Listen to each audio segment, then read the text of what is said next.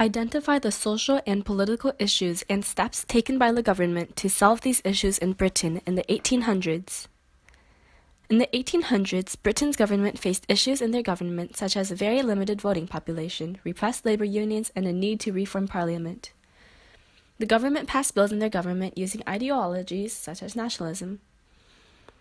In many countries, conservatism failed, but in Britain, conservatism and reform were able to help each other. This was because the commercial and industrial class was larger in Britain, allowing for these compromises.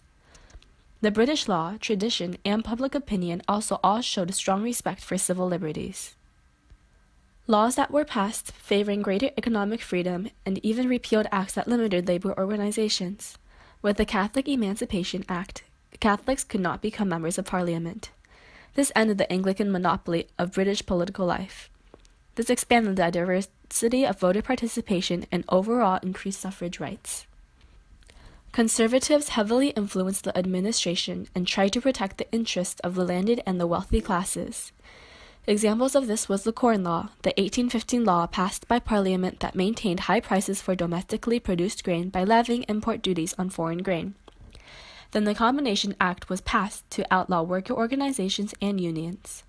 Many wanted to abolish the Poor Law that provided relief to the unemployed.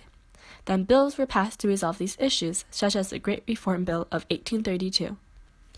This expanded the size of the English electorate, but kept property and gender as qualifications for voting, which just widened the variety of voters. This was the reason why the revolution in Britain was not necessary, because they had the same institutions, just influenced by different people. This was the first major bill to reform Parliament. The emergence of nationalism proved to be a powerful ideology that continues to influence countries today. This concept that a nation is composed of people joined together by language, customs, culture, and history gave reason to why people should be administered by the same government. Early 19th century political liberalism derived their ideas from the Enlightenment and sought to establish a political framework of legal equality, religious toleration, and freedom of press. They wanted a political structure that would limit the power of government, and especially wanted them to be initiated by the given consent of the governed. Economically, they sought to abolish economic restraints and favored capitalism, the freedom to manufacture and sell goods freely to encourage competition and diversity. Supporters of conservatism were often the monarchs, aristocrats, and church. They believed that monarchs could only trust the aristocratic government and that there was no form of genuinely representative government. They all hated the idea of a written constitution unless they were allowed to write the document. Nationalism and liberalism could often be connected because with economic freedom, the national groups in one country could gain the support of liberals. This was very apparent in Germany, Italy, and especially Russia. Tsar Alexander I permanently turned away from reform. He took the lead in suppressing liberalism and nationalism. Some of the armed members developed reformist sympathies and expressed it to Alexander's society and advocated representative government and the abolition of serfdom.